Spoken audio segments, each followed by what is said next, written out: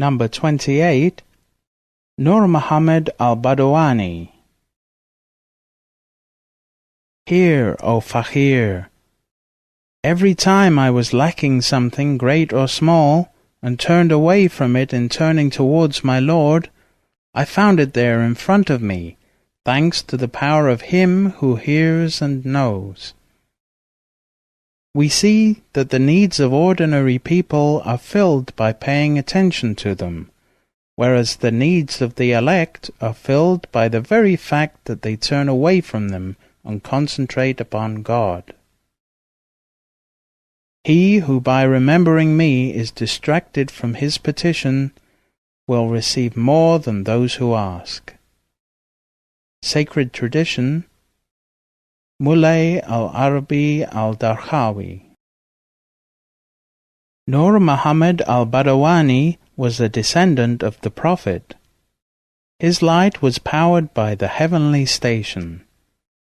He poured into the confused hearts of his time peace and happiness until he became the appearance of every favor and a means to God Almighty and exalted for every person in his time. Through him, God renewed the divine law and the spiritual reality like the full moon on a dark night. How many a sunnah that had been discarded did he revive, and how many innovations that had been introduced did he remove.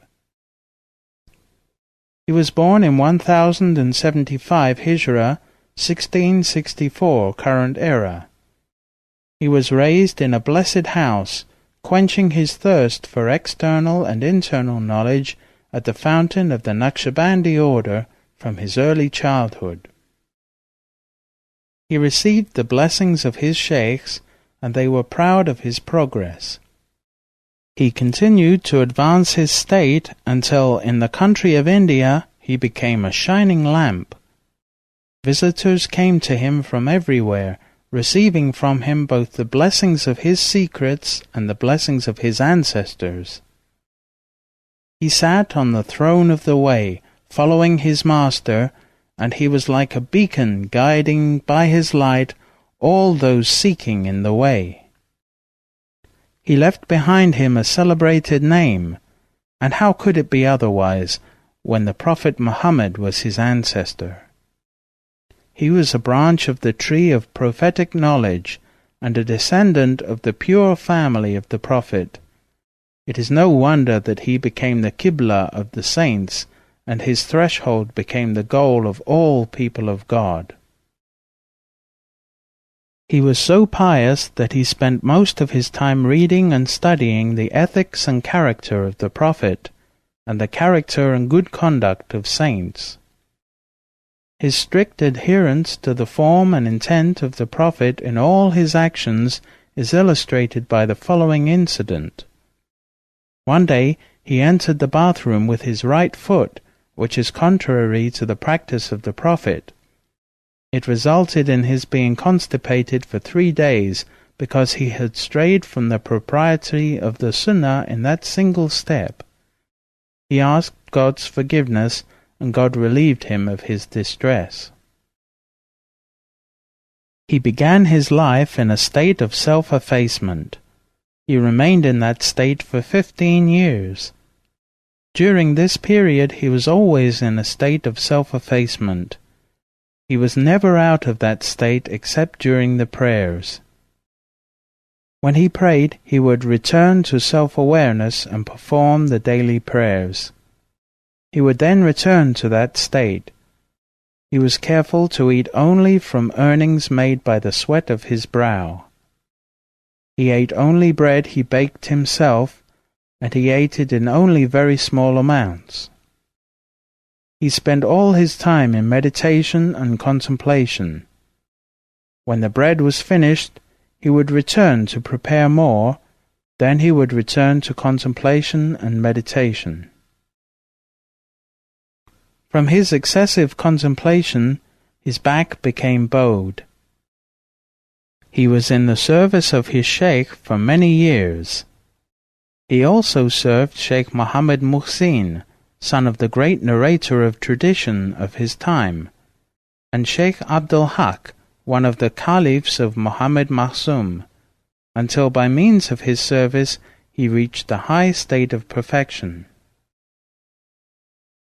He used to say, "For the past 30 years the thought, 'How am I going to make a living?'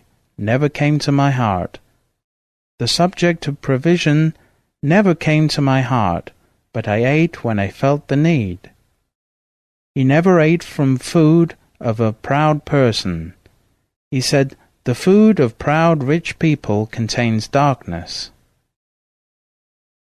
If he borrowed a book, he would read it in 3 days, because he said, "The reflection of the darkness and ignorance of the owner of the book will be reflected on me." He was very careful in such matters.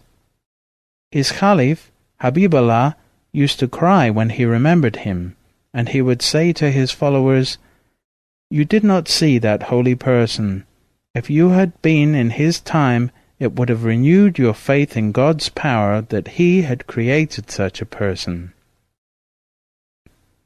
Habibullah used to say, "Shaykh Nur Muhammad al-Badawani's visions were extremely detailed and incredibly precise.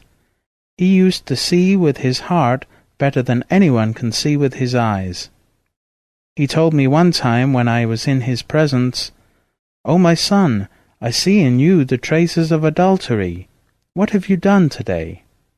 I said, 'O my Shaykh, when I was coming to you, my eyes saw a woman on the street.' He said, 'Next time, take care to protect your eyes.'" Shaykh Habibullah said, "One time I was on my way to the Shaykh. I saw an alcoholic on the street.